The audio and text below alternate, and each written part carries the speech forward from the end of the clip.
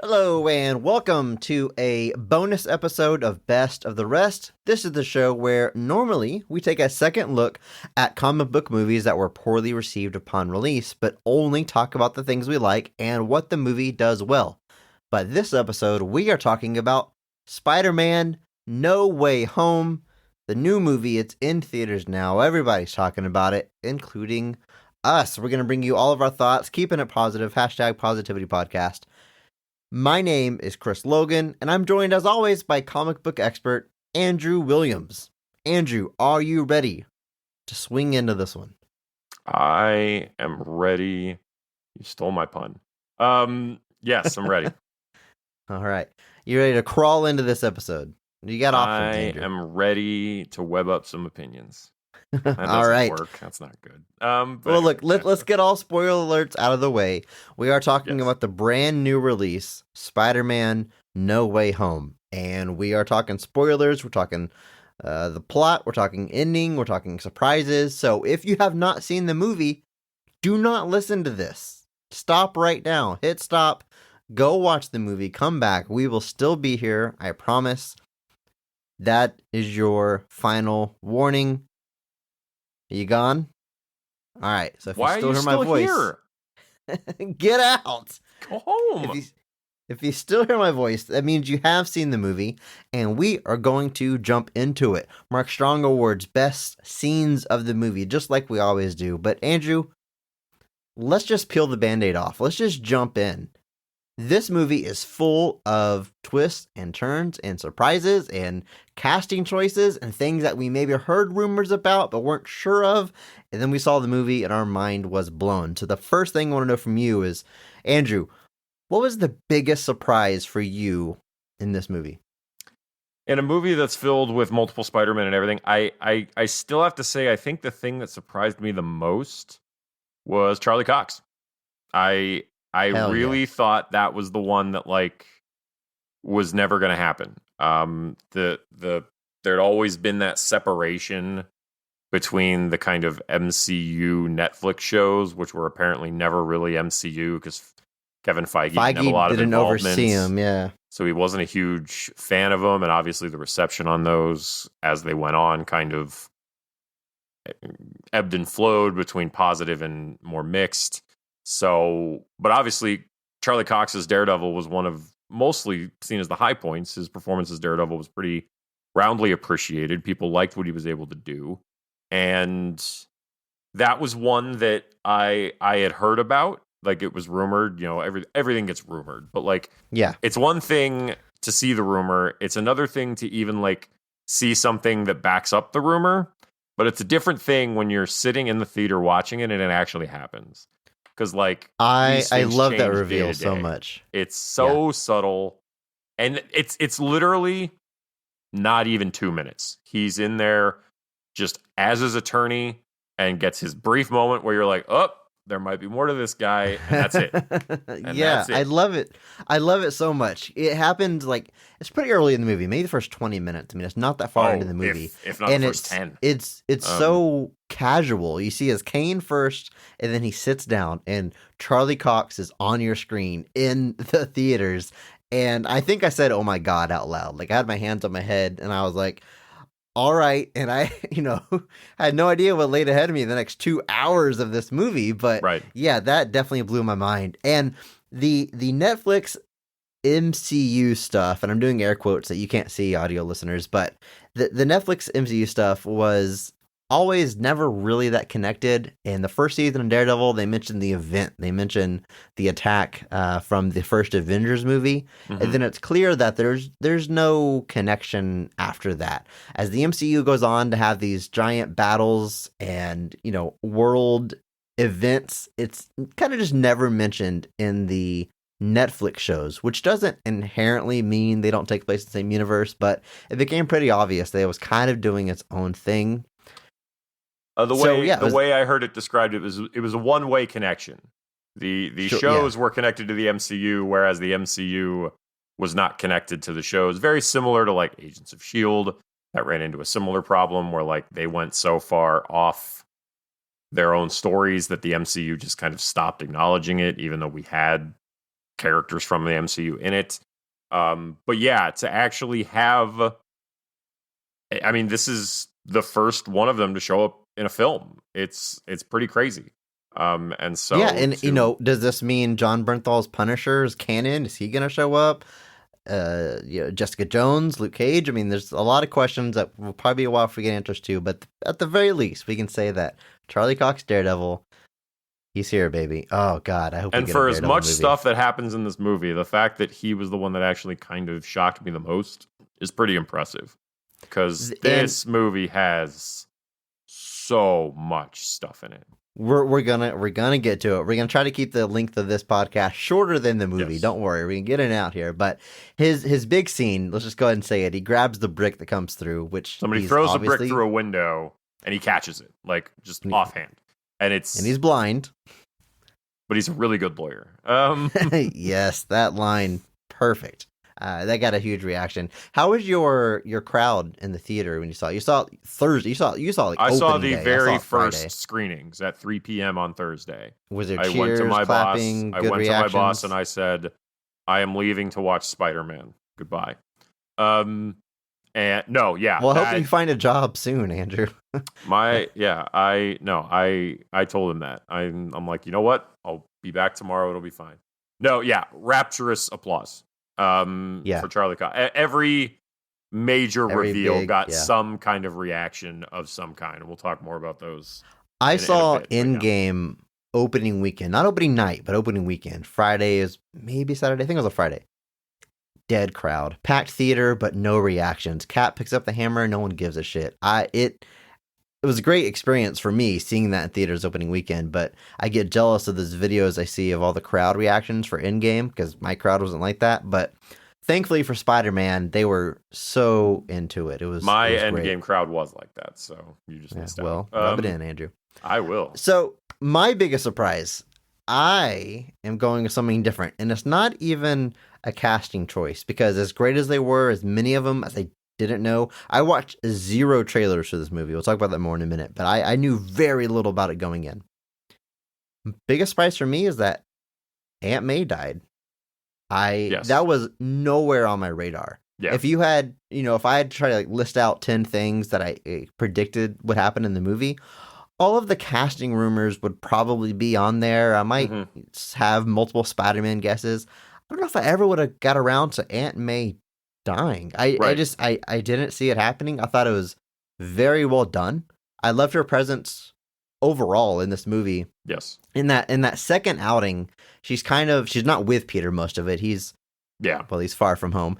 And this one, he's back home. He's in New York City, which I'm so glad we finally got Tom Holland in New York City. We've had very little of that. And I love the role she's playing. She's, they see her active in the community, but also active like in Spider-Man life. She really becomes like his moral compass. Up until this point, and especially before she knew his secret, she was kind of just that maternal, solid rock, a home for him to come home to. But once she learns that he's Spider-Man, she's like kind of like his manager. She's at PR functions and Far From Home. And here she's helping guide him like morally. Whenever the bad guys start showing up, his first instinct is like, well, let's send him on home. I've got other stuff to do. Like, that's the right thing. And she questions that. She's like, is that right for you or is that right for them? These people need help. You have the ability to help them. You have an obligation. She puts it very poignantly in her final scene. With great power, there must also come great responsibility. I'm really glad she got to say that and there wasn't some really contrived way of getting there. I'm glad that she just said it. And then that ended up becoming something later on that was a bonding moment. But like, I was very curious if she was how that was gonna play. Or if they were ever even gonna get there. Because like we'd gone multiple Spider-Man appearances at this point without ever uttering that line. And I was curious if we were gonna get there. And the way they chose to do it was about as good as it gets. The Raimi movies got a pretty classic line. They got Uncle Ben saying, with great power comes great responsibility. Amazing Spider-Man comes soon after that, and they do what you're talking about. They kind of dance around it to not be identical, and Uncle Ben references something that his dad used to say about having responsibility, and it's a bit contrived. You know what they're getting at. And then, in my opinion, Homecoming had the most contrived line, where Tom Holland himself is saying that if you can do the things that I do and you don't, and people get hurt, then that's on you. Which it's saying essentially the same thing, but I guess what they're going for is coming out of the mouth of a 15-year-old kid. He's kind of stumbling through it, but I've wondered That's Civil since War, that. by the way. I'm sorry. So what? Thank you for calling me out on that. I have ever since like they started doing this, kind of dancing around the line. I was like, you have the original line right there, which is a bit Right. longer. Usually, it gets cut down to great power comes great responsibility, like they did in the Raimi movies. But in full text, it's actually with great power, there must also come great responsibility. So you've already have an alternate line that is like true to the original comic. I'm glad they finally used it. And that original line isn't even attributed Uncle Ben. It's sort of just old school narration box, and that Right. kind of got applied later on. So the fact that it goes to Aunt May now, really that isn't much of a departure. It's No. still his moral compass giving him the words that he needs to be Spider-Man. It was so well done. And at what point, Andrew, did you know she was gonna die? I had suspicions that somebody was going to die in this. Not really from anything I saw, but just Yeah. the stakes that we were looking at, the way it was all coming together. I just felt like something had to happen to somebody. Well, as the scene is playing out, because like as soon as the glider hit her, out, yeah, the glider hits her, but then like they're not lingering on it enough. So I was like, okay, the Right. glider did not do it. Like the glider is not. And then I was like, then he throws the bomb, and I'm like, oh no. And he deflects it, but it's that it's just like gradual. But there's like that moment where like they're like, let's leave, and she falls, and I'm like, oh, it's over. They're going to walk out, and she's like, I'm just gonna stay and catch my breath, and like I was like, no, oh god. It hit me at that moment where I was like, she's not how good leaving. is Tom Holland? I'm not even making a joke here. How good is he in like death scenes? Whether it's him getting snapped in Infinity War, or Tony dying in Endgame, or Aunt May, he is so good at He's drawing so you good, in. and what kills me about all of them is he's the one that apologizes in all three of them. Like when he gets dusted, he tells Tony he's sorry. When Tony dies, he says he's sorry. When Aunt May dies, and I'm just like, I just want to tell him. I just want to turn into Robin Williams and be like, it's not your fault. Like it's like you just want to like pick this man up and be like, please, it's okay. It's not okay, but like it's not this your fault. 25-year-old man that could like probably bench press me. I want to pick him up and give him a hug and Yes. fit him in my backpack. Yes, because everybody needs that sometimes, man. Bro is ripped in this movie. What the Shredded, hell? dear God. I know he had just done Uncharted, which I'm guessing he bulked up for. I mean, he's always been obviously, fit. He's like a gymnast, but like he was flexing what he had in this movie. They made sure you knew it. Yeah, but I was very surprised, and that man, that got me. It worked emotionally, bro. Green Goblin. Before we get into that though, let's go through this a little bit. Let's talk Mark Strong awards, okay? Because we had a lot of good performances. I mean, my God, you could throw any name out there, and I'm gonna be like, hell yeah, good choice. So you got to pick one. Andrew, who gets your Mark Strong award for Spider-Man: No Way Home? It feels like a cheat in a lot of ways, but I feel like Tom Holland deserves it because like he's the center of this movie. Like there's so many other people coming and going. But one of the things that I love about this movie is like you talk about Captain America Civil War, feels like it robs us of a Captain America movie. Like because it's this bigger story that's about Tony. It's Avengers 2.5. Yeah. This doesn't feel to me like we lose track of Tom Holland's Spider-Man. With everything else going on, this is still his story. It actually feels like that to me because, you hear that a lot of the times, like, this is this story, but it's really going to focus on this character, and it always ends up not being the case. This still very much is Tom Holland's story. And anchoring this and, like, just talking about the performances he gives the sadness he feels, every single piece of it he sells, he makes believable, he carries the whole movie in a lot of ways. And and he's in there with like a murderer's row of friggin' talent at too, because there is Yes. so many other people that appear in this. But I feel like I have to give it to him. Like I think he There's so deserves much it. there's so much casting that's coming in with nostalgia and oh my god, they're in this movie and it's great to see you again. And they are all bringing their A game. We're going to talk Yes, about them all. They're absolutely, all yes. great. Nobody phoned it in, which I am a bit shocked by. Right. But he doesn't get lost, like you said, and No. he is sad and heartbroken. He's so good at that. Whenever he goes to be on the roof to just grieve Aunt May, that it is so good. Whenever he finds a bit of happiness, like having that phone conversation with MJ, Mhm. and they're just kids flirting like each Yep. other. He's so incredibly good Buy at it. that. And in the action scenes, he's badass. And man, you saw him shirtless. It's all believable. He is great. I am so glad you gave it to him because the Mark Strong Award, because it's so easy to take him for granted. He's only Right, been doing this right. for 5 years, but we've seen him a lot in that short amount of time, and he's just so consistently good. I mean, He that is. death scene in Infinity War steals the final segment of that movie. Mhm. Anytime he shows up, he's just wonderful. So I'm glad you actually recognized that, gave him the Mark Strong Award, because I'm going somewhere else. I'm glad you gave him the Mark Strong Award. if we're being 'cause he honest, deserved it. Tom Holland Spider-Man is the whole reason Tony even agrees to try to help them. So really, the only reason we're all still here is because of Tom Holland Spider-Man. So no, but God bless Tom Holland. but no, yeah, I- fantastic. Love it top to bottom. I have to say this. I have to say this. My heart gives a Mark Strong Award to Andrew Garfield. Of course it does. I was soaring. We are going to talk about those scenes. I'm going to give my official Mark Strong Award to someone else, but me personally, seeing Andrew Garfield in the Spidey suit, that elevated this to unbelievable heights for me, and it was also well done. But that is getting like me very personal. I'm going to try to be a little bit objective, and I'm going to give it to Willem Dafoe as Norman Osborn, Can't go Green wrong. Goblin. Blew my mind because it's been 20 years since he did it, right? And I've said on this very show that I'm not the biggest fan of the Raimi movies, and I've always appreciated Norman Osborn, or Willem Dafoe's Norman Osborn, and how campy it is and how much he gets into it. And the tone is kind of always what's bothered me about those movies, but I can't deny he was nailing that tone.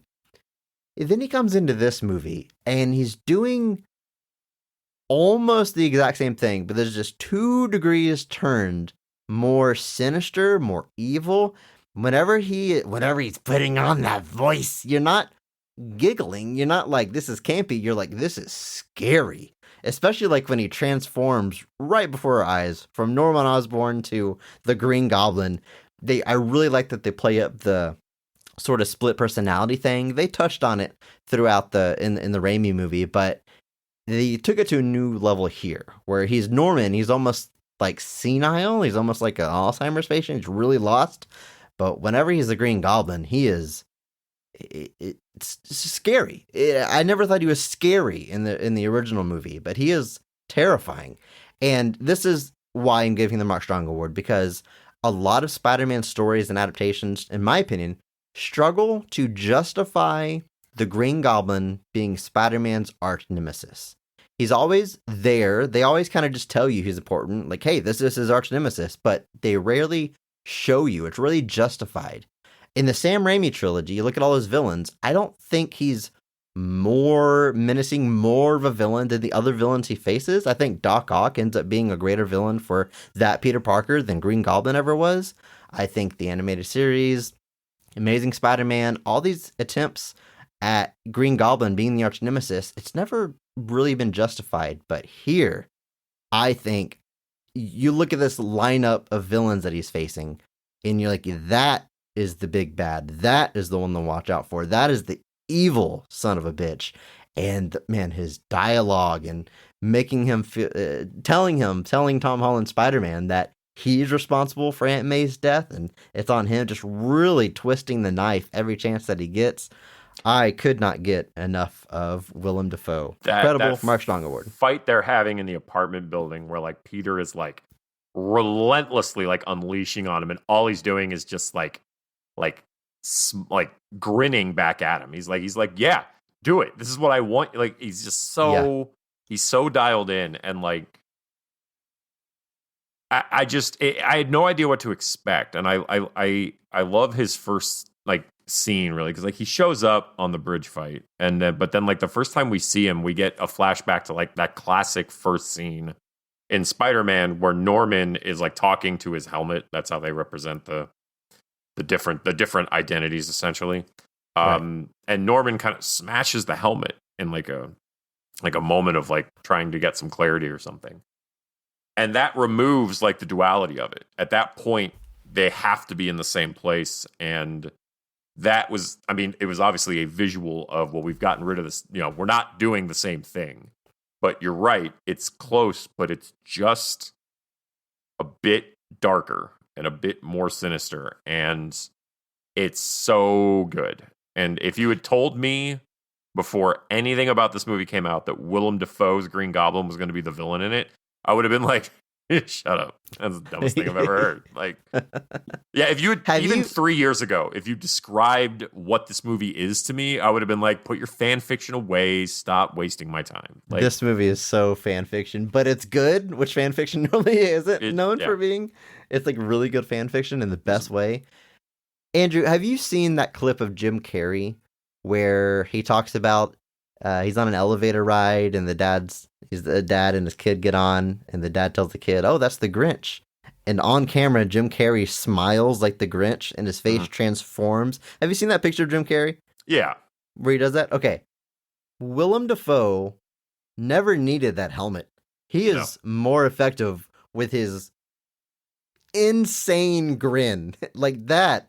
There's no makeup on him. He's not covered green. I mean, there's makeup to make him look younger, I guess. But he's not covered green or grotesque. I don't even know if they did that much because Willem Dafoe is not aging that badly. That's true. He's a good-looking dude. But that grin is just in those eyes. I mean, those awful yellow eyes. It's just it is. He's good. He's so good. Incredible. It is incredible. It's so good and amazing. Yeah, you might say. Is the ultimate I don't know spectacular. That would have been better. There you go.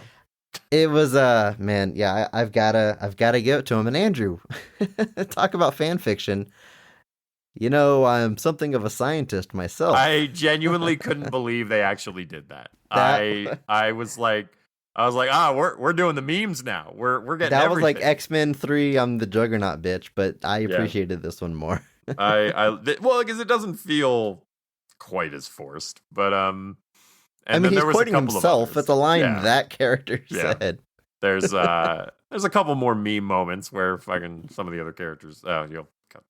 A couple other meme moments too, but we'll get to those in a bit. All right, Andrew. How about best scene of the movie? I know it's still fresh on our mind. We're riding that high, and there's 2 hours and 40 minutes of scenes to sift through. But what's number one in your mind? I had so much fun watching the 3 Peters in the lab. I think there's like obviously like the final fight is like so well done. But this, so we build to this moment with like the unveiling. And again, if you're still listening and you haven't seen it, go away. But we have revealed at this Get out of here. That the rumors were true. And Andrew Garfield and Tobey Maguire are both in this movie as their versions of Spider-Man. Which, even knowing the rumors, seeing it was something else. I was like, God, they're really here. Like, they really did it. Like, the son of a bitch did it. Like, for best surprise, I almost said how much the 2 Spider-Men are in the movie. Because I was still surprised they were there. Don't get me wrong. I knew the rumors. I just had trouble believing it. As soon as they show up, I'm like, okay, so it's going to be like a fun cameo. We're going to see them for a second. They show up like halfway through, and then they're prominent throughout the rest of the movie. Andrew, how does this movie exist? It's been 24 hours since I've seen it, and I am still asking myself that question. Insane. It's because Disney has a lot of money. Because Tobey Maguire they use it hasn't done a live action movie since like 2014. Like he did a voiceover in 2017, but other than that man does not really make movies anymore. So probably because of his first run of Spider-Man money, And now Disney's probably given him enough more Spider-Man money that he now needs to do nothing again. But just that, so we get the unveiling. It's a very fun scene where we get the characters unveiled for the first time. And then they go and console Peter, but then they realize, we have to cure these guys and we have to work together. And so we get them all in a lab doing sort of Spider-Man things. And we get some, like, there's clearly some fan service stuff here. Like we get Toby kind of trying to cure Norman, and there's a little bit of a hint there that he's like, I've been thinking about this for a long time. So obviously I think he sees not being able to help Norman as potentially a failure on his part to not be able to do that. And then also what it did to his and Harry's relationship. You get Andrew just being, and he looks exactly the same. It's ridiculous. Yeah, it's crazy. Yes. Like Toby, I mean, don't get me wrong. Toby was 2007 was his last run of Spider-Man. So yes, that's 14 years. It's gonna versus show. 5 years for Andrew Garfield. Yeah, Andrew Garfield is, what was that? 14 for 2016. 2012. No, Oh yeah, 2014. I'm sorry, 2014, 2012, and so 2014 are 7 years though. Still. Especially from your 20s to your 30s, you tend to change a little bit. He looks exactly the same. It is insane. And so he's there working on He's like, yeah, I've cured Kirk Connors before. I know exactly what to do. This is fine. And Toby's got but they're all bantering. They're having fun. And then, like you said, go ahead. You can say yes, I know, I got there. But yeah, then there's that fun. It's a bit of a fan servicey moment. But they like I think Ned walks up to Tom and he's like, all right, here's the web fluid for your web shooters. And Toby's like, what's that for? And I was like, oh, you're gonna do it. I was like, they're gonna have a conversation about it. And he just shows them like he doesn't have web shooters. And Andrew and Tom are just like shocked. They're like, what? Yeah. And like their mind is blown. And then there's a whole bunch of more fun like callbacks to it where they just don't really understand. But that was all made it all the more fun. And don't get me wrong, yes, I realize that sort of stuff is just pure fan service. Like, but it doesn't feel overwhelming, or maybe it is overwhelming. I don't know. The story is still going, so it doesn't get derailed by it. But like, yeah, it's definitely like there's just so much fun stuff in it. And that whole scene where they're like, you're getting caught up on their histories, kind of where they are, what they're doing, how they've been. And you get fun stuff with Ned and MJ in this movie too. Like Zendaya in this movie is great as MJ. So good. She is so good. Like, she's not in Homecoming very much. And then No Way, or rather Far From Home, that's where they build a relationship. But in this one, it's like real. Like you buy every single piece of it. She's so good in this. But yeah, I wasn't sure what to expect from the three Spider-Men, but this scene where you're seeing them all together, I was like, this is fantastic. This is so much fun to watch them. No, it doesn't look like any of them have missed a beat. You see how they're all different, which I think is a good thing or a fun thing to see too. Like they're all Spider-Man, but you can see that they've always emphasized different versions, and it's just so good. I think that was the scene where I was having the most fun, was definitely just seeing them all as Peter together. Yeah, God, it. The first time we see them all together is like in in Ned's mom's dining room, grandma's dining room. That's where the two come in. Tom's not there, right? Yet, but yeah. Well, sure. It's the first time they come back, and consistently, my mind was like, okay, it's gonna be a cameo. Like when the portal opens up and you see the Amazing Spider-Man, you see Andrew Garfield Spider-Man, which I recognized the instant he was on screen. The shape of that head, the big eyes, I'm like, oh my God. And he starts running towards the portal. I'm like, the portal's going to close, and that's the tease that we get, and we don't see him again. And then he jumps through the portal. My theater went insane. He rips off the mask, another pop. Let's just go ahead and jump into Andrew Garfield. The happiness in my heart from me seeing him, from a crowd cheering for him. Oh my God. Oh man, boy, I tell you, this was, I believe, right after Aunt May's death scene, which had me kind of in the feels. But Andrew Garfield taking the mask off took it to another level. That hit me harder. It was just so good. The theater I was in, I thought genuinely was going to explode. Like when the circle opened, they already knew. The entire theater already knew. Like they were Yeah. just like people were literally just like, "Come on out, Andrew. Come on, baby." Like they were already going there. And then he jumps through and everybody's lit and then he takes the mask off and again like I was like, I am not safe in this room. Like we are about to violate building code. And it was just and as somebody who admittedly doesn't have quite the emotional investment in Andrew Garfield, it's still so good to see because I think I have shared with you at least between us, if not on the show, that like I always feel like he didn't get a fair shake. I think the stuff he got saddled with was nothing of his fault. His performance as Spider-Man is always consistently great. People consistently said it felt more like Spider-Man than Tobey did. That's a Even people that aren't but, fans of those movies never said it was Andrew Garfield's fault. They right. always And so I appreciated think that there was casting, definitely I think fans generally were very invested in him particular getting to come back because it is yeah. it and don't get me wrong, Tobey also got rapturous responses too because it is kind of ironic that both of them really did kind of get shafted at the end of the day. Like they got saddled with these movies where like the issue isn't really them, it's the story being told.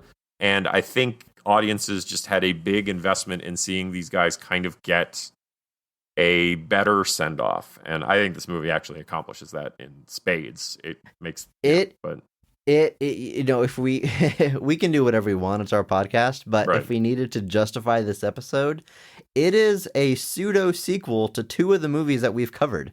It is. If not a sequel, it's at least like a coda or epilogue. Yeah. It's The Amazing Spider-Man 2.5 and Spider-Man 3.5. Yeah. It more so a little bit for Andrew Garfield, which his series ended a little bit more abruptly, so I'm glad. And okay, so I was emotional when he first got there, and he immediately goes into like almost like a comedy bit. He's trying to prove that he's actually Spider-Man. He hangs on the ceiling. That's not enough. He has to crawl. Yeah, and again, my mind is like, okay, so it's gonna be a comedy bit, and then he's gone. God, I'm so happy that he stuck around. The final fight, which I think get the show back on track. My favorite scene of the movie is the final fight. So I'm just going to roll right into that. And if you want to zoom in on my favorite scene and get real specific, it's when MJ is thrown from the scaffolding and Tom Holland dives after her. It's in slow motion. We are all reminded of Gwen Stacy falling. And Green Goblin swings by in his glider and knocks Tom Holland out of frame. And MJ continues to fall. Andrew Garfield jumps after her. He reaches her, he grabs her, he webs, he saves her, and they land safely. And asks if she's okay, then he is immediately overcome with emotion because he did it. He couldn't save his MJ, his love, Gwen Stacy, but he could save it for another Spider-Man. And my face looked like his during that scene. Like that was the moment for me. That's my favorite scene in the movie. That moment right there, giving us, I don't know if it's closure, but just giving us more Andrew Garfield's Spider-Man and taking those movies seriously. Like every Spider-Man 1, 2, 3, The Amazing Spider-Man 1 and 2 are all like on an even playing field in this movie. All the villains matter. All the Spider-Men matter. There's some jokes about Andrew Garfield that are really pretty well done, but it's all taken seriously. They're not pretending like this didn't happen or this didn't happen. It's all there. It gives him just such a good moment, and I that is something I did not see coming, and really took me by surprise, and just it hit. It was good. It was perfect. It was perfect. I really liked the usage of it because I actually don't think they show up until we're like 2/3 of the way through the film. We go through a lot of this movie before they enter, and then they're in it the rest of the movie. They're essentially co-leads at that point. They're all here. They're all here, and nobody's disappearing and coming back. The villains disappear during this part of the movie, but that's fine. We'd gotten so much of them to this point that it breaks and gives us the Spider-Man for a while. And I even really liked what Tobey was doing because there's this kind of this weariness to him in a way of just like, I've been doing this a really long time. Obviously, I'm doing this. So I really as somebody who still remembers seeing like Spider-Man 2 in the theaters and things like that, there's that moment of just having Tobey kind of just essentially how you feel about Garfield. I really liked hearing that for Tobey as well, because I was like, Yeah. this is another guy that like his role in something like the MCU, people don't talk about Spider-Man in regards to something like the MCU enough, I don't think. And Tobey is kind of, by his own choice, kind of disappeared into the background a little bit. He doesn't do a whole lot of movies anymore. The rumors were that he was the last one to sign on for this, and he was the one that took the most cajoling. And I can't blame him at all for that, given what, these movies are and what they take. But seeing them all get to come back and have their moments, and like you said, not just like a cheeky ha ha ha, like here they are, here's your thing, but to actually have them be in the movie, to play a part, because these are their villains. And they have Andrew gets a great scene with Jamie Foxx after they finally depower him, where he gets that moment. And Tobey gets to interact with our boy, Thomas Hayden Church again. He has a great scene with Otto Octavius as well. Because that's actually one of the things I love about this finale. Otto is not the bad guy. Yes. Because that was one of the criticisms people had of his whole return, and the seeming idea that he was going to be a villain. Is they're like, but he's not a villain. Like the end of Spider-Man 2, he figures out that he's wrong and he saves the day, and it costs him his life. And now the movie obviously gets around that by saying he was snapped at a moment before that happens. But they find a way to. He's the first one that Tom Holland figures out how to cure. He wants to fix all of them. But in that final fight, he shows up, and I was like, but whose side is he on? Kind of energy. Bobby Heenan, Hulk Hogan at Bash at the Beach. And then he flips around and he starts helping the Spider-Man. And I was like, all right, awesome. I thought that was a great move. I loved it. And then they have Otto and Tobey have that great scene where it's just because Otto is shocked because he's like, last time I saw you, you were like a child, and you're grown up now, and it's crazy.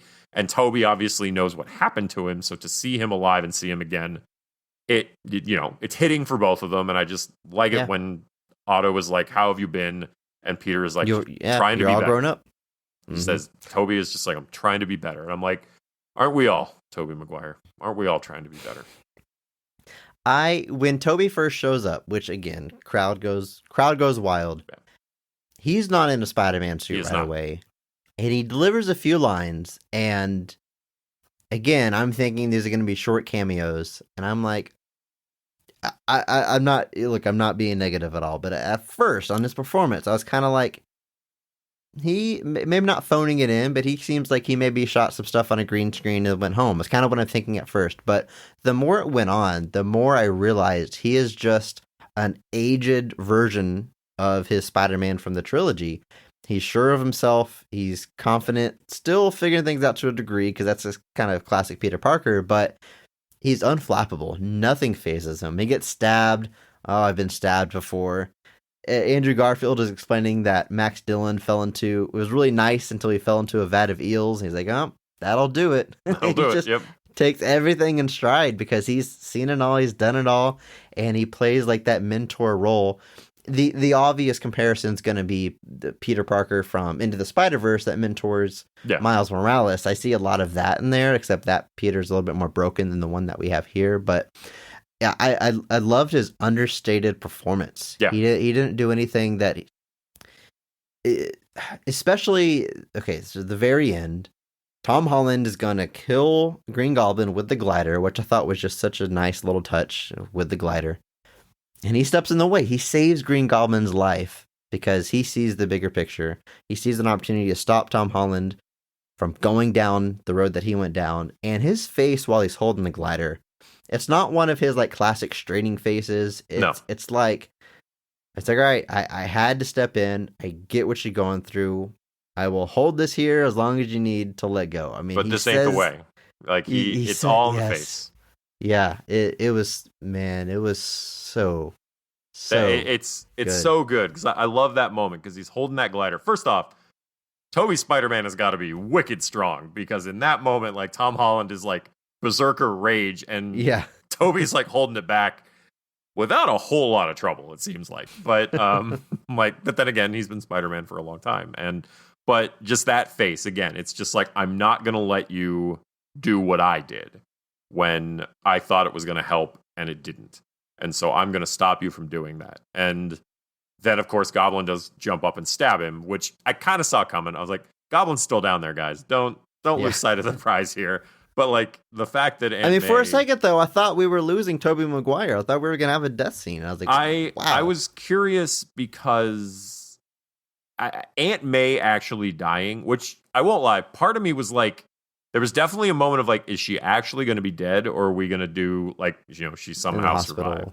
But then like by this moment, I was like, no, there would have been something by now if she had managed to come through this. But her die, I was like, okay, no, they're not going to kill Tobey in the same movie at that point. But yeah, I think Tobey's performance is actually really great. I think that first scene, I wouldn't be shocked if you had told me they shot most of that scene before he could be on set, just through whatever reason. And then like his part of it was kind of put in later. Because if you told me that it feels like he's not playing off of the energy of the actors in the room, that's kind of how it feels. And I think that would not shock me if they were like, yeah, he only kind of came in more towards the finale filming and everything. But by the time we get to the scenes on the roof, the scenes in the lab, all of that, he's good. And I even like that Andrew and Tobey get scenes together. I like that they get moments where they're just talking to each other, making jokes about Tobey's back.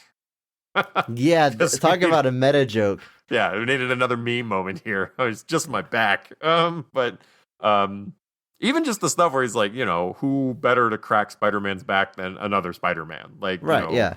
And just stuff like that. Or telling Andrew Garfield, no, you're amazing. I want you to say it. I want you to say it out loud. It's a confidence thing. Say it with me. Like, just so all of that. It was everything. And then, like, where Tobey was like, I fought an alien made of black goo. And then Tom Holland's like, well, I fought an alien in space. And they're all like, whoa, whoa, whoa, whoa, whoa. I'm still you in space. And then Andrew Garfield's like, I want to fight an alien. This isn't fair. And just all like you said, again, we're reaffirming that like it's all happened. It's all real. Obviously, Thomas Hayden Church is in this movie, which was one thing I did not see coming. I wasn't shocked by it, but I really thought they were just going to do him as CG the whole movie. Well, I feel like that's the reason they did that. Is the less actors they physically needed on set, the less chance of something of leaking. Same with Riz Ifans, the same. Yes. Now, I did very little research before hopping on this call because I want a raw take on this. But sure. I did read some internet sleuths have said that the footage of Thomas Hayden Church and sorry if you hear that. Yeah. I read that the footage of them two that we see at the end when they're cured is actually reused footage from their original movies and not original. Wouldn't shock me. For this. Now, they don't really. Yeah, it doesn't surprise me, and it blends in fine. And I get why they would do all that. Again, my mind as I'm watching this is like looking for the seams, and I guess like I'm expecting disappointment, so that if I get disappointed, I'm not really disappointed, right? I'm looking for the seams, and I'm like, all right, are they on green screen? Are they really there? When they're on the rooftop, given the sharing their with great power comes great responsibility speech, where they all just comped in because they're all kind of standing apart from each other. I don't know. Some of that might be true, but guys, whatever you had to do to film this to make it work, it worked. And I think the seams really don't show. Like they really don't, because I wouldn't like Thomas Hayden Church. I really wouldn't have thought that. Now, the thing that definitely did occur to me, and it was like, if you are going to use these guys by having them be CG the whole movie, it means you've got less actors coming in and out of the set. You've got less people that are kind of digging things up and trying to find things out, because 90% of this movie, they're just CG, which means the only thing you have to bring them in for is the scene that you're also already having to be super secretive about. So like the scenes where Tobey and Andrew are being shot with these guys, even if it's reused footage or if it's not, they're on the same protected set. But that means the rest of the movie, it's just the dude in a mocap suit. It's and then no you just bring them in guys in to do all the dialogue. And I know they both did new dialogue, so. Yeah, it's no coincidence that the finale of this movie takes place at a fictional version of the Statue of Liberty. It's not a real location. It is something you can entirely do on a soundstage and green screen, as secretive as possible. Now, Andrew, I mentioned I didn't see a single trailer for this. Right. I avoided it like the plague. I was like, I know it's going to be a big deal. I know I'm going to see it. I don't need to be sold on it. So I went out of my way to not see a single trailer. Literally, I would go to the theaters to see another movie, As soon as the Spider-Man trailer came on, I ran out of the theater. People probably thought I was rushing to the bathroom. I So like, love the there's a notion shot. of you just like leaving your family in the theater to get out because you can't Well, watch the Spider-Man trailer. yeah, but my wife, a friend of the show, my wife would text me like, "Okay, it's safe. Come back in." For a while, I also avoided trailers for Eternals. There were times I'd go to a movie and I have to run out twice because they had both trailers. There's a shot that the trailer opened with of Peter Parker and MJ laying on the roof. hmm That is the only shot of this movie that I saw before I walked in. Respect. Now, I knew about Andrew Molina's casting. I mean, that Alfred. was broadcast. Sorry, I'm talking to Andrew. I knew about Alfred Molina's casting, and that was just kind of blasted out everywhere. Right. So okay, bringing in Doc Ock somehow. I heard heavy rumors about Jamie Foxx, and then I really tried to not hear anything else. I had the rest of the villains. I had no idea, zero idea. I would see Green Goblin, Electro, Sandman. I expected Venom because spoilers for Venom 2, there's a post-credit scene where he gets sent to the MCU. But other than that, I had no idea that they were in it. I knew Doctor Strange was in it from a poster. But that is it. I knew Doc Ock. I kind of suspected Electro. My mind was blown when I started seeing the other ones. And again, I'm watching this movie, and like the opening kind of plot is they all come over here, and Peter Parker's got to track them down one by one and send them home. I'm like, all right, we're getting some fan service in the beginning. He's going to round them up. He's going to send them home. We're going to move on. And then, Andrew, this became a Sinister 5 movie. I'm Sony still shocked they kinda- didn't just. I'm still shocked One they didn't just more! go full. One Like you're right more! there. You're right there. And I kind of expected even one of Holland's to show up at that point. Like Sure. even if it's just going to be like Sony loves Michael Keaton as Vulture. Vulture was the one I was banking on. I was like, could easily see him jumping into this and starting to mix it up because he sees some way to benefit from it. Or he's annoyed that everybody knows who Spider-Man is now, so his knowledge of who Spider-Man is useless now. But yeah, they really do just have and to be fair, like in that final fight, like Doc Ock ends up not being a villain, so you're not really doing a villain anyway. Sure. And Sandman's motivation in this is nothing beyond, I want to get out of here because I don't want to be here. I want to go to my daughter in my normal universe. Like he's only mixed up in this because Tom Holland's Spider-Man, Peter 1, has decided that he needs to help these people. But I like that. I like that they all have their own individual motivation that kind of happens to align. It's not like an evil league. I mean, how hard would that have been to have these guys bond and create this league that fast, feel they never met each other? But having their each individual storyline kind of happen to line up and kind of team up. I mean, I thought it was a super cool way to do it. And I'm cool that it's only 5. I'm not going to complain about this, but I don't know what to call it. I was mostly shocked it was only the Fearsome 5. Okay. I was actually shocked. That Sony it's just alliterative. It's not that hard. But it would have also worked for 4. But what was interesting to me is like, first off, we know Sony wants the Sinister Six pretty bad. So I was really shocked that they just didn't go full out with it, where they just but by doing it this way, you allow for the nuance of the characters. Because like you said, they all get in, like Doc Ock gets cured, and at that point he's just Doc Ock, and he just wants to help, and he doesn't want to be in the middle of it. He doesn't want to be the villains. We got go ahead. Our cake and ate it too with Alfred Molina. He got to be villainous, and then he got to be the good guy.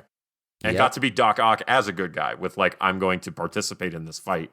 And I'm actually going to be the one who takes Electro out. I was like, dope, dude. But yeah. And like with Electro, and I was very curious how they were going to play Electro because he looks so different. And there have been a lot of people thinking he wouldn't be the same Electro because he was going to look like more classic. Because if you saw the trailers, he just looks like Jamie Foxx, and you were like, okay. But when he first comes in, he's the blue from Amazing Spider-Man 2, and then he transforms into this. And that's when he's like, the energy here is different, and I like it, and it makes me look cooler, and all of that. And he's like, I don't want to leave. You're never taking this from me. It's what he ends up saying. But so he doesn't want to leave because he likes himself better here. He thinks this is a better place for him to be.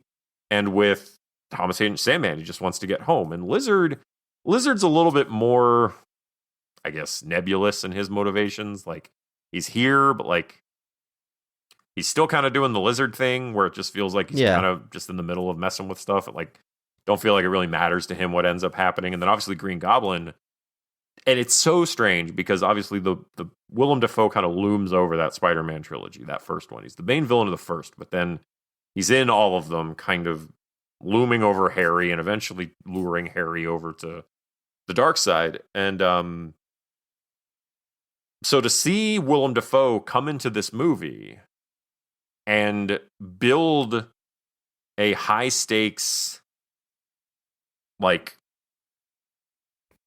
very personal vendetta with Tom Holland in a single movie is Herculean almost. The fact that, like, by the end of that movie, they're fighting and you're like, yes, like, beat him to hell and back.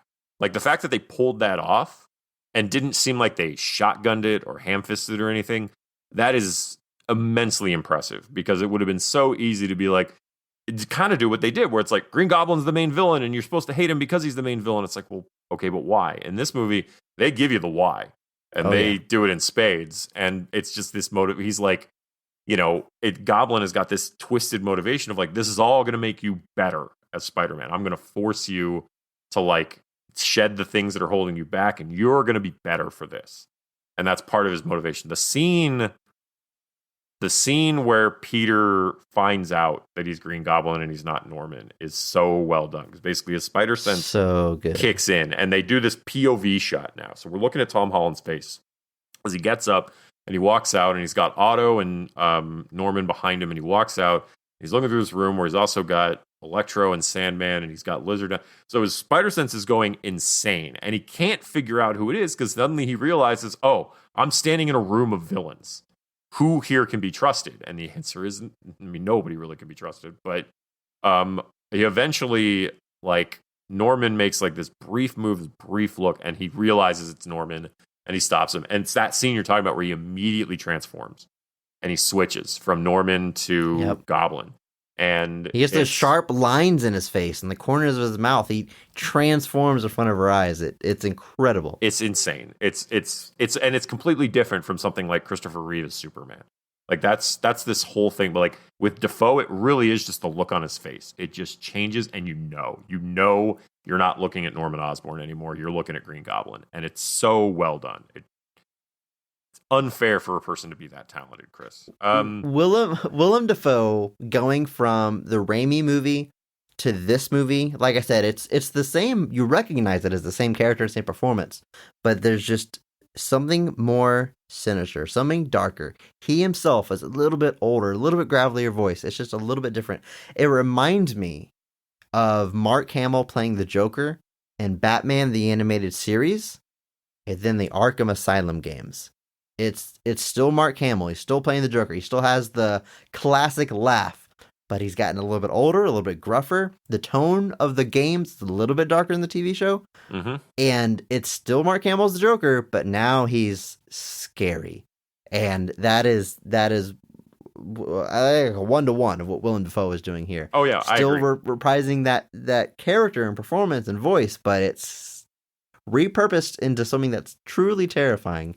And I can't praise him. Props to Willem Dafoe. Like, apparently, when they were putting together the list of people they were going to bring in, like, obviously Hayden Church and Lizard and Sandman end up being kind of the more minor of the villains, because Sandman is just a giant CG thing, and Lizard is too. So they're not getting the development and the personalities really that the other ones are, because they're physically present.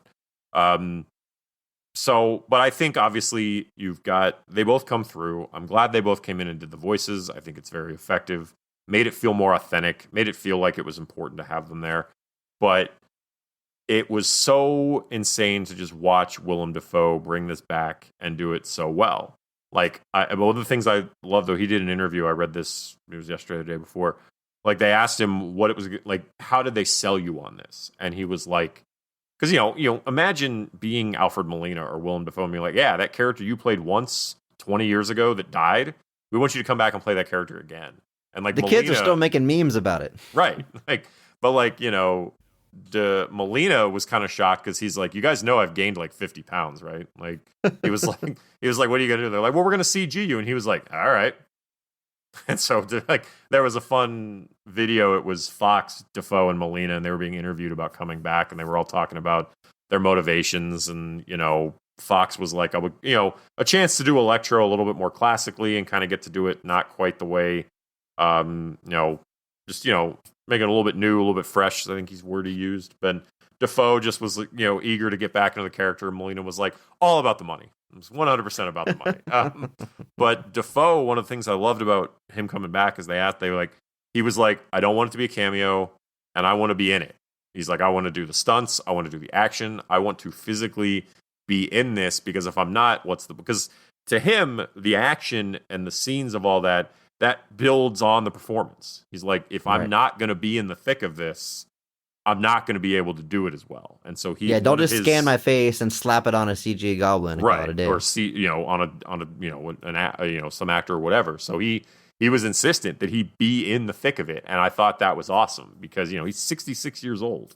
I mean, don't get me wrong. We saw what he looked like in friggin' Aquaman, where he's still shredded all hell and back, but like still being in being the villain of this movie, which is insane to say out loud, that in 2021, Willem Dafoe as Norman Osborn Green Goblin from Spider-Man was the villain of a new Spider-Man movie. That's still, just saying it out loud doesn't feel real.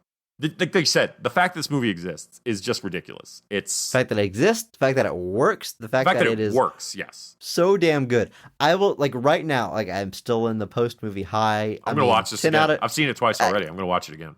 Oh, I've got to go back. Absolutely. And I mean, 10 out of 10, perfect movie, couldn't be better. I mean, that's kind of where I'm at right now. Right. We'll get a more critical eye later. I mean, there's things like, the reason they got brought to this universe is because they know who Peter Parker is, but Electro didn't know who he was. And why did Eddie Brock get brought over? And whenever everybody forgets who Peter Parker is, does that include the other Peter Parkers? Does everybody forget who they are too? Otherwise, the whole thing doesn't work. I don't know. I mean, maybe if there's a blog post I can read, that would clear it up. But right now, I don't care. I don't care. It gave us what we wanted. It works as you're watching the story beat to beat. It works. It brings so much together. I think what you said earlier, a Herculean effort. I think it's a perfect way to look at it. In some ways, I don't want to get too hyperbolic here. Endgame was an insane feat for being as good as it was and concluding 10 years of stories, 20 movies. In some ways, this is more impressive. I won't just flat out say it is, but this is bringing in separate universes. I mean, at least Endgame, all those movies are built in the same continuity and were designed to work with one another. This is bringing in 3 or 4 separate universes, if you want to count Sony's little thing, together to one coherent movie. Movies that were not designed, they were intentionally designed to be separate from one another, to stand apart. Right. Bringing them together so seamlessly in incredible feat. I mean, props to I don't all think the it's creative hyperbolic. I think the accomplishment of this film is singularly more impressive than Avengers Endgame, because Avengers Endgame is a deeply satisfying experience as a conclusion to what they had built for, what year was that? 2019 for Endgame. So 11 years, 23 movies. To stick the landing on that is a Herculean effort. But like you said, this is a singular film that weaves together different franchises that were never intended to be together, but still feels like a Tom Holland Spider-Man story at its core, and manages to stick the landing on that. Again, speaking on a larger sense, you can go back and forth on that all you want. But as a singular achievement, I think it's more impressive, because there were so many ways this could have gone wrong. And a lot of people, like, I was following the rumors. I had heard about most of these things in some way or another. I was kind of the opposite of you. I was desperate for information about this movie because it sounded so ridiculous. I was like, this sounds like you just did Spider-Verse as an animated film. It was hugely successful. Everybody loved it. You're making a follow-up.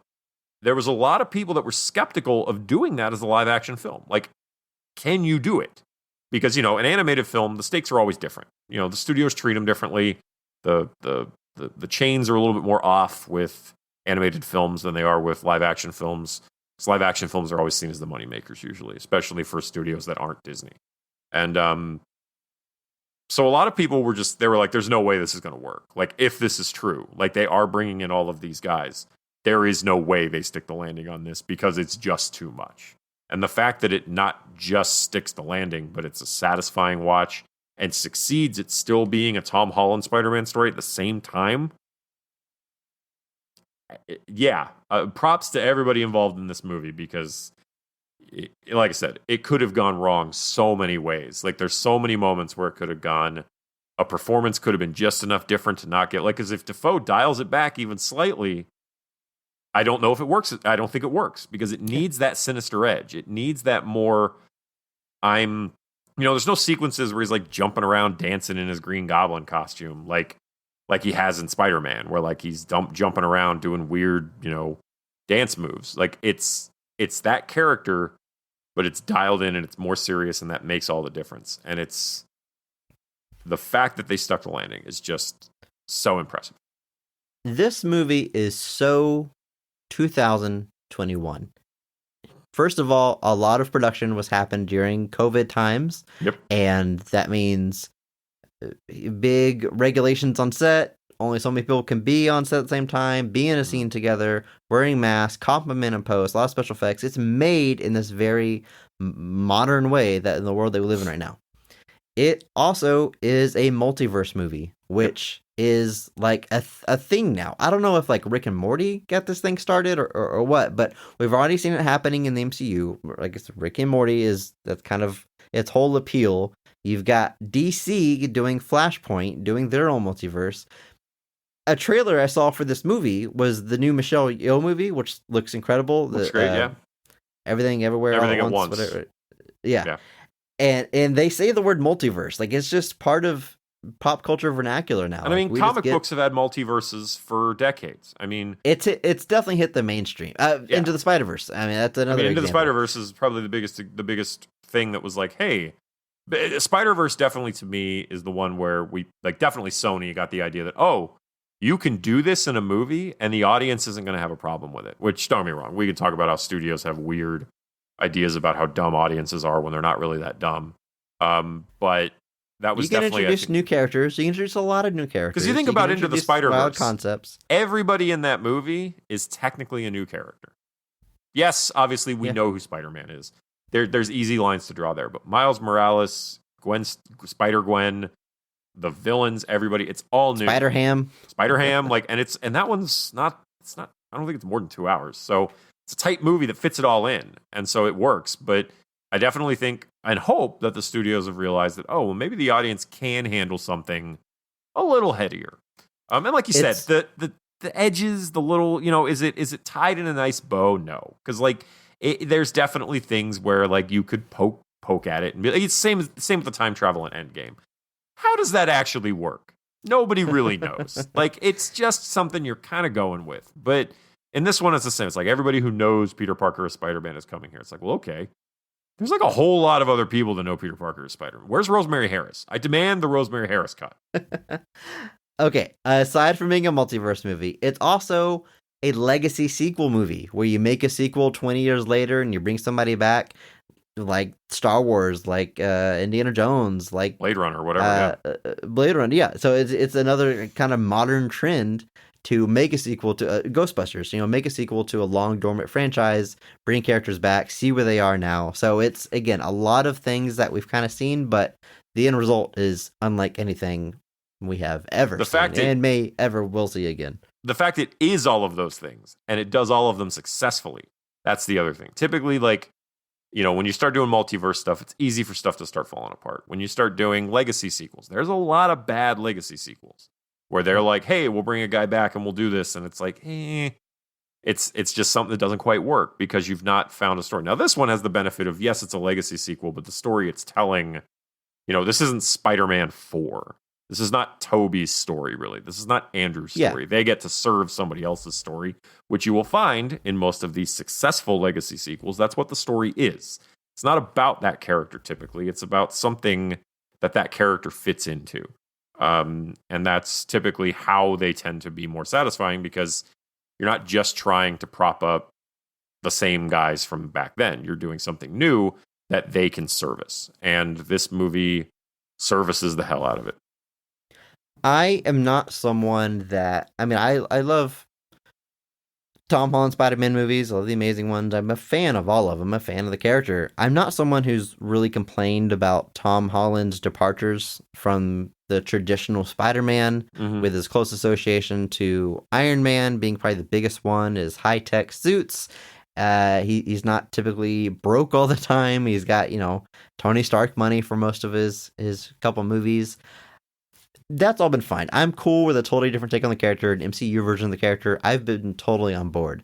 But I would be lying to you if I said I wasn't excited about his status quo at the end of this movie. Yep. He doesn't have a support system anymore. He's alone. He doesn't have his girlfriend. He is broke. He's getting his freaking GED. He's got an apartment, crappy little apartment all by himself. He made his own costume with a sewing machine. And it's just so brilliant that his classic Spidey costume at the end is inspired by Tobey and Andrew Garfield. Like, that is just the way they managed to make them the inspiration for that design is just chef's kiss. Beautiful. We don't see it too much, but I love that suit we get at the end, the bright blue. Oh, it's so good. And so we got Spider-Man in New York City in the classic status quo.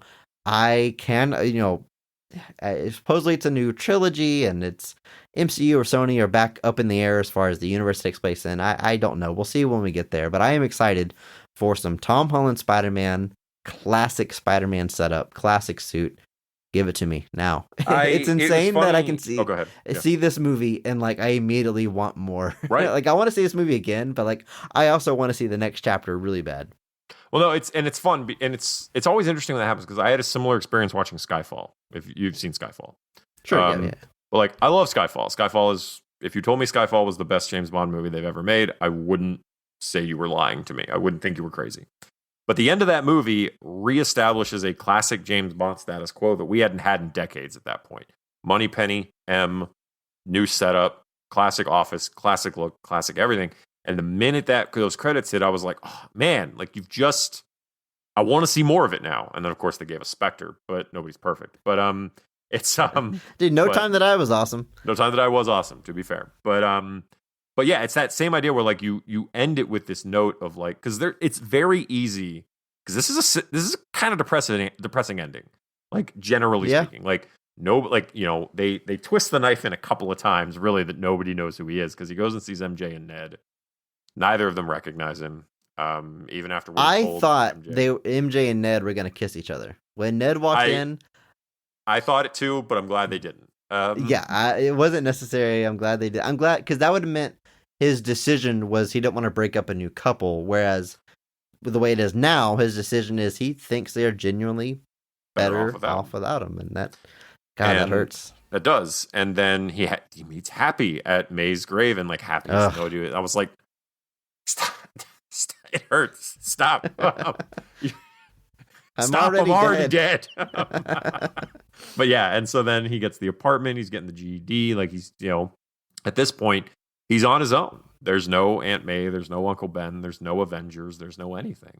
I am curious how Doctor Strange, obviously we saw the Doctor Strange trailer at the very, very end, which looks wild, but I'm curious how that movie approaches the actions of this one without any of them being able to remember that Peter Parker is Spider-Man.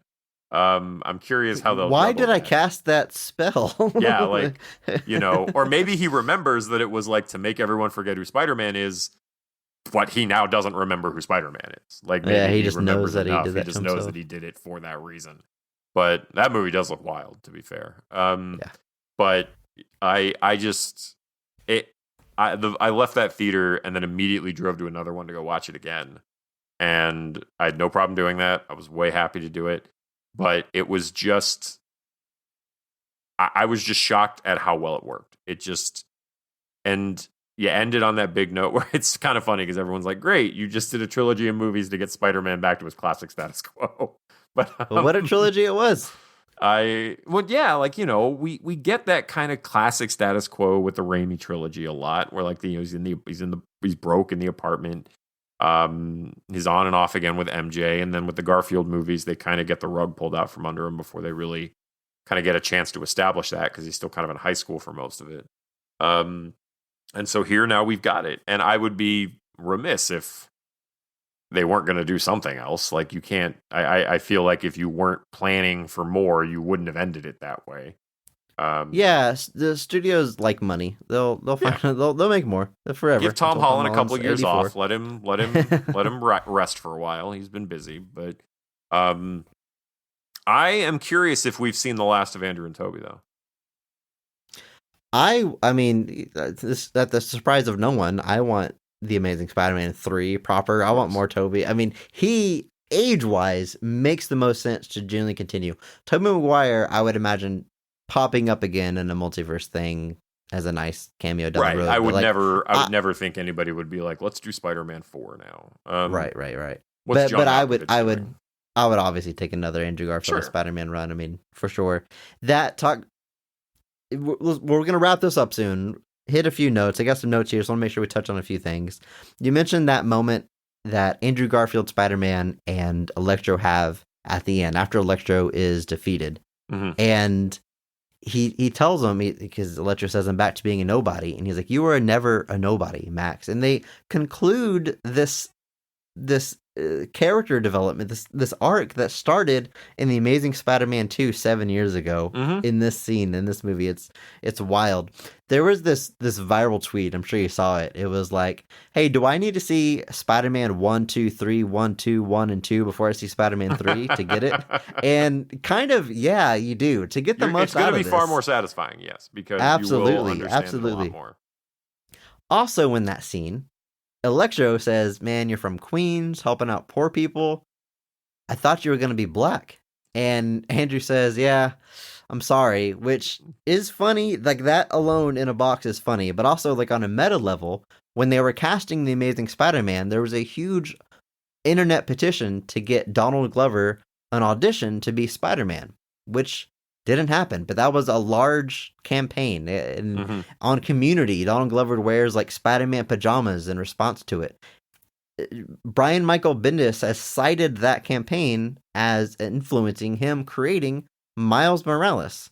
And now Donald Glover is Uncle Aaron. He's Miles' uncle in the MCU. It's a crazy web that we have weaved here. But that line, there's a lot packed into that line of, yo, I'm sorry. Like, I apologize that I was not cast as a Black Spider-Man, but you know what's coming. I mean, as much surprises are packed in this movie, I would not have been shocked if a post-credit scene was a Miles Morales tease. It doesn't need it. There's plenty in this movie, but in my theater, whenever that line came up, I thought you mean black. Somebody was literally like, "Yeah, Miles." It's like, yeah, we're all thinking the same thing.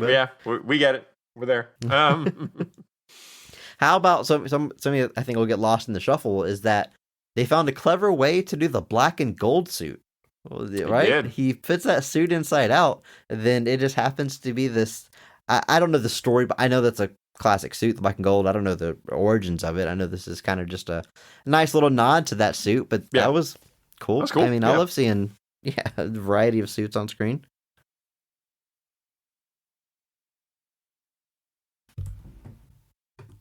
Over in our Discord, we created a channel this week specifically for this movie, so everyone could talk about it, talk about spoilers without ruining it for other people. And we've got some listeners that have seen this movie and shared their thoughts, like Toby from the UK, who says his Mark Strong Award winner has to be Willem Dafoe. I love the scene where they're all in the apartment building, and it's all good until Peter gets his spider sense and realizes he's in a room of villains, so it could be anyone. And then just from his face twisting, you see Norman going bad.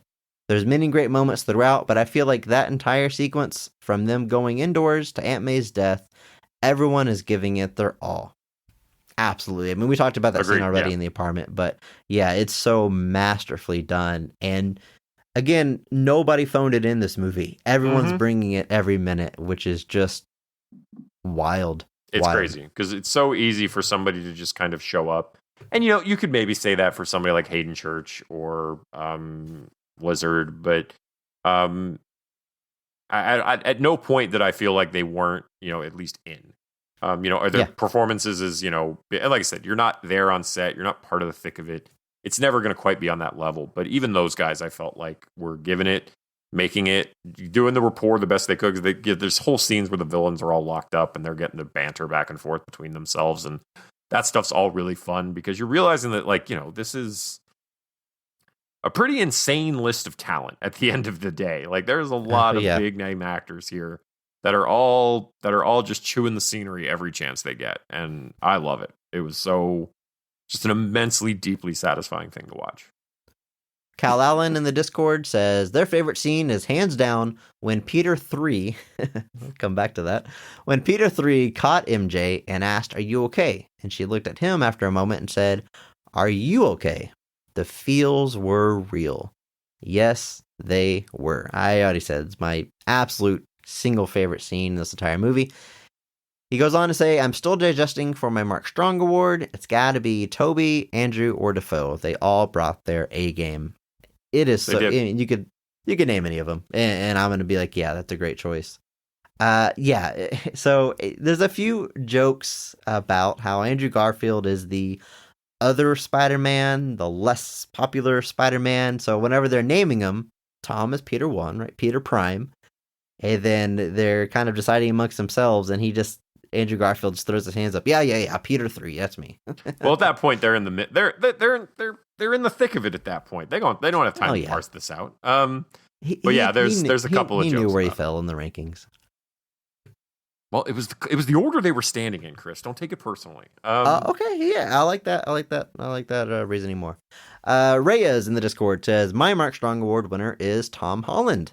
He brought his A game. He covered every aspect of the Spider-Man character. He didn't feel overshadowed by the big returns of Andrew and Toby. He'd let you know how smart and epic he could be while reminding you that he's just a high school kid. Absolutely killed it." Yeah, agreed. I mean, you really can't praise Tom Holland enough. And that's true. I mean, you've got these big returns and people that have years of like fandom built into their performances, and it's not just a cameo. They are now in this movie, and Tom Holland doesn't get lost in the shuffle, but he doesn't have to do anything different. He just continues to be Tom Holland Spider-Man. It's wonderful. It's a super, super strong performance. Yep. I do love those scenes. I love that scene where they're initially trying to fight all the villains, and they're bad at it because they don't function well as a team, because Andrew and Toby have never worked as part of a team. They're so used to handling these things on their own, and they kind of land, and they even say, they're like, "We're bad at this. We are not, we're not good at this." And I love that Tom, Peter 1 is like, "I don't want to brag, but I was in the Avengers." And Tobey Maguire is like, "That's fantastic. What does that mean?" Like, he has no idea what is that the a band are. And then Andrew Garfield's like, "Is that a band? Are you in a band?" And it's that fun little, there are no Avengers in those worlds. There are no ideas. Nobody has any clue what they are. And again, we're just highlighting the difference. Like, I feel like that was one of my favorite parts, is we're seeing all these guys are different, but still Spider-Man. Over in the Discord, Kyle Allen did add. He said he didn't know his Mark Strong award is, so let me add a second comment. He figured it out. He says, "Mark Strong has to go to Andrew Garfield. He had emotional moments that he played so great. For an actor that was supposed to carry on the franchise but was shamed in the role, he held his own." Don't know if he was his facial expression. He feels very strongly about this. His facial expressions and quips were on point. What has he really done since Spider-Man? Eyes of Tammy and Hacksaw Ridge? He carried his pain, and I felt it, and for that, I nominate him for the Mark Strong Award. Yeah, he's done some stuff. Hacksaw Ridge, just insanely good performance. Easy Mark Strong Award winner there. I highly recommend seeing that movie. If you're thinking stomach a war movie, that's a good one to watch. He did a A24 movie that I personally haven't watched, so he's kind of done some smaller scale stuff since Spider-Man, but Andrew Garfield, really, he should be in everything. He is absolutely wonderful. He should be in more Spider-Man movies. He should. I mean, he was in a couple this year. He was in Tick, Tick, Boom, which was a movie where he plays Jonathan Larson. He was in The Eyes of Tammy Faye. He's been out there. Been doing his thing. A couple of television shows here and there. A couple of stage things. He also does do a lot of stuff on the stage. So he's definitely been out there, but it's definitely not to the scale of a Spider-Man film, that's for sure. Hey, maybe Marvel will do Secret Wars. and we'll get all the Spider-Men, and they'll throw Hugh Jackman in there too. Who knows? Yeah, what's nothing's off the table. I don't know. Sure, Andrew. Yeah, that'll Why maybe not? that'll At happen. this point, like, because again, if you had told me if you had told me everything about this movie, even I would have started to be like, this sounds like Sony's starting to encroach in a little bit here. I'm not so sure about that. And like offhand, somebody telling you like, yeah, we're gonna get Hugh Jackman back as Wolverine, I would just be kind of like, didn't Logan really kind of close the book on that as far as that all goes? Because that's the difference, obviously, is like Jackman got to go out on like the highest possible high, arguably the highest high of the entire franchise, possibly. And so there's the only reason to bring him back would be like fan service. But at this point, I'd be like, sure, why not? Give it your best shot, guys. Do it. Why not? I've got one. Go ahead. Are you done? Are you sure? Yeah, I'm done. There's nothing. You want to put a fine point on that? Pontificating. That's fine. I've got one more note about the movie here that I just want to point out my big brain observation skills. And in Spider-Man 1, the OG, there's a famous scene where Willem Dafoe or Norman Osborn figures out that Peter Parker's Spider-Man. They're at the dinner table. He's got the cut on his arm. In that scene, Tobey Maguire is wearing purple and green, and Willem Dafoe is wearing blue and red. They're wearing each other's colors. There's a nod to that here that I noticed, where whenever Norman is kind of senile, he's at the condo with Aunt May, they're sitting at the table together, and Norman has that robe on that's green, that's his colors, and Aunt May is wearing a blue dress with a red belt around it. He's wearing Spider-Man colors. Oh, that is clever. Yeah, I didn't notice that. Think of that. Andrew, I think we can get out of here. We could go on forever, but in short, the fact they stuck the landing, amazing. Spectacular even. Ultimate, God, you steal them all, Andrew. The neighborhood, no. Thank you for listening to this bonus episode. Hope you enjoyed it. It's a little bit different what we normally do. Feel free to drop in the Discord, give us some feedback if you want more stuff like this. If there's the next time there's a giant, massive comic book crossover, maybe we'll hop on and do another spoiler cast. But hope you enjoyed the bonus episode. For Secret Wars with Hugh Jackman. Mark your calendars. But coming up, Andrew, we have our holiday episode releasing in just a few days. Yes. On this next Tuesday, our holiday episode, and you've listened this far, I'm gonna go ahead and tell you, we are talking Batman Returns. What better holiday movie to talk about? We're returning the franchise that we visited twice already with Batman and Robin and Batman Forever. Now we're talking Batman Returns with a special guest, Justin Michael of the Batman the Animated podcast, which is a podcast that is about Batman the Animated Series, one of my favorite podcasts of all time. Justin Michael is insanely talented. He's a TV writer, he's a voice actor, and obviously a podcaster. And it's a great time. Tune in then. Thank you so much. Happy holidays. Maybe not every movie is great, but all movies have greatness.